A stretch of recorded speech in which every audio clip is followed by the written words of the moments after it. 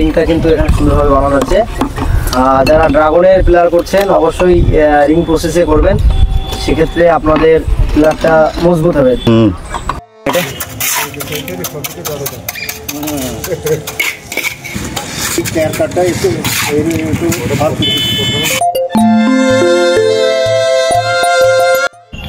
আসসালামু আলাইকুম সুপ্রিয় দর্শক মন্ডলী, কেমন আছেন আপনারা? দেশ ও দেশের বাইরে যে যেখান থেকে আজকের এই প্রতিবেদনটি দেখছেন সকলকে জানাই আশার আলো গার্ডেনিং চ্যানেলের পক্ষ থেকে স্বাগত।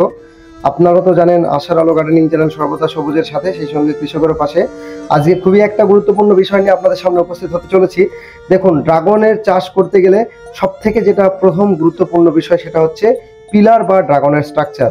তো আজকের ভিডিওতে সম্পূর্ণ আপনাদের সঙ্গে আলোচনা করব ড্রাগনের চাষ করতে গেলে সঠিক নিয়মে কিভাবে পিলার করলে আপনি সাকসেস পাবেন সেই বিষয়টা আলোচনা করব। ভিডিওটি স্কিপ না করে সম্পূর্ণ দেখার চেষ্টা করবেন। তো আপনাদের যেটা বলছিলাম, এখানে রডটা কাটিং হচ্ছে 6 হাইট করে।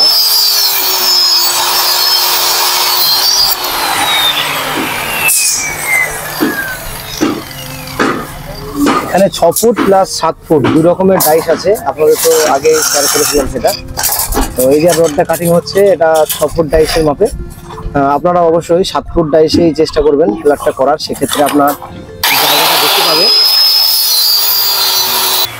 এইভাবে কিন্তু যে রডটা দেখছেন আপনারা, এই রডগুলো কিন্তু এইভাবে কেটে নিতে হবে। কেটে নেওয়ার পরে কিন্তু এখান থেকে আবার রিং তৈরি হবে। এখানে দেখেছেন সব কাজ করছে মেজদা আমাদের, আর এখানে মশলা মাখানোর কাজ চলছে। দেখুন, এখানে মোটামুটি প্রায় 70টার কাছাকাছি পিলার হবে, এখনো লাগবে কিছুটা। এই যে ডাইসের কথা বলছিলাম আপনাদের, এর আগেও দেখিয়েছি। এই ডাইস, এটা হচ্ছে 6 ফুটের ডাইস, আর এটা হচ্ছে 7 ফুটের ডাইস।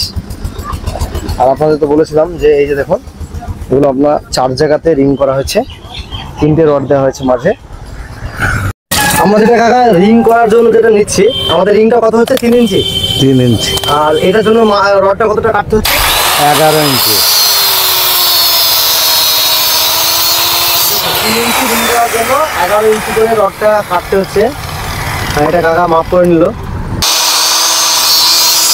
এই যে ফর্মাটা হয়েছে, এটা কি 3 ইঞ্চি রিং এর জন্য?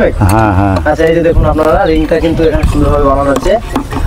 যারা ড্রাগনের পিলার করছেন অবশ্যই রিং প্রসেসে করবেন, সেক্ষেত্রে আপনাদের পিলারটা মজবুত হবে। যে অনেকে সিঙ্গেল দুটো রড দিয়ে করে, সেক্ষেত্রে কি কাকা মানে অনেকটা দুর্বল হয় রিংটা, এই পিলারটা। সেক্ষেত্রে আপনারা এই যে দেখুন, এই যে রিংটা কমপ্লিট। আরো একটা দেখিয়ে দিচ্ছি আপনাদের।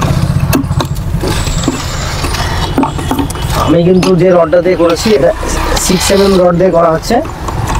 6mm রড দিয়ে যথেষ্ট, যেহেতু আমি 3টে দিচ্ছি, সেক্ষেত্রে আবার রিং দিচ্ছি, তাহলে কিন্তু এখান থেকে মজবুত হয়ে যাচ্ছে, কোনো সমস্যা কোনো কারণে। আর পিলারের ক্ষেত্রে কিন্তু ঢালাইয়ের মশলাটা যেটা করবেন, সেটা অবশ্যই আপনারা একটু কড়া ভাগে দেওয়ার চেষ্টা করবেন, কেন যেহেতু পিলারটা দীর্ঘমেয়াদী, প্রায় 30 বছর কিন্তু ও একটা লং টাইম লাস্টিং পিরিয়ড। তো এইভাবে কিন্তু রিংটা আপনারাও সুন্দরভাবে করে নেবেন। তো আজকে সম্পূর্ণ বিষয়টা আপনাদের সঙ্গে শেয়ার করলাম। এখানে এই যে ডাইসগুলো দেখছেন, আরও একবার আপনাদের সুবিধার্থে বলে দিচ্ছি, এই ডাইসগুলো কিন্তু যে কোনো ওয়েল্ডিংয়ের দোকানে গিয়ে খুব সহজে আপনারা তৈরি করে নিতে পারবেন। দেখুন, এখানে কাঠ দিয়ে যদি করা হতো সেক্ষেত্রে কিন্তু অনেকটাই সমস্যা হতো। ডাইসে করছেন যেহেতু 6টা ডাইস, যদিও ডাইসগুলো আমি একটু কালেক্ট করেছিলাম। তো এই 6টা ডাইসে আপনি যখন মশলাটা দেবেন, মোটামুটি কমপ্লিট হওয়ার পরে কিন্তু সঙ্গে সঙ্গে ডাইসটা তুলে নিতে পারবেন, সেক্ষেত্রে কোনো সমস্যা আসবে না। আর এখানে যে পাইপগুলো দেখছেন, এটা যে একদম মাথাতে যে পাইপটা দেওয়া হচ্ছে, এটা যে আপনার পাইপ যাবে বা লোহার রড যেটাই দেন না কেন, সেটা হবে আপনি দিতে পারবেন খুব সহজে।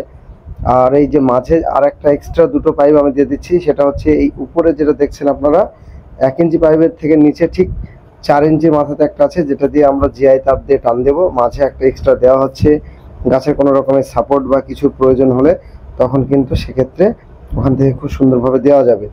সম্পূর্ণ বিষয়টা আপনাদের সঙ্গে শেয়ার করলাম, কিভাবে কি এই পিলার করবেন না করবেন। আশা করি দেখুন এই বিষয়টা ফলো করলে খুব সহজে আপনারা পিলারগুলো করতে পারবেন। আরও একবার আপনাদের বলছি, অবশ্যই পিলারের মশলাটা কিন্তু আপনারা 4 ভাগে করবেন। আমরা কিন্তু 4 ভাগে মশলাটা মাখিয়েছি। আর অবশ্যই এইভাবে স্ট্রাকচার করলে আপনাদের কোনো সমস্যা আসবে না। আশা করি আপনারা সম্পূর্ণ বুঝতে পেরেছেন। তারপরে কারো কোনো অসুবিধা থাকলে অবশ্যই কমেন্ট করবেন। দেশ ও প্রবাস থেকে অলরেডি আমার চ্যানেলকে যারা সাবস্ক্রাইব করে রেখেছেন তাদেরকে অসংখ্য ধন্যবাদ। আশার আলো গার্ডেনিং চ্যানেলের সঙ্গে জুড়ে থাকার জন্য নতুনদের উদ্দেশ্যে একটি বার্তা, আপনারা আমার চ্যানেলকে সাবস্ক্রাইব করে অল নোটিফিকেশন বেলটা অন করে রাখবেন। প্রত্যেক ভিডিও শেষে আমি আপনাদের যেটা বলি, আবারও বলছি, আপনারা সকলে ভালো থাকবেন, সুস্থ থাকবেন। ধন্যবাদ।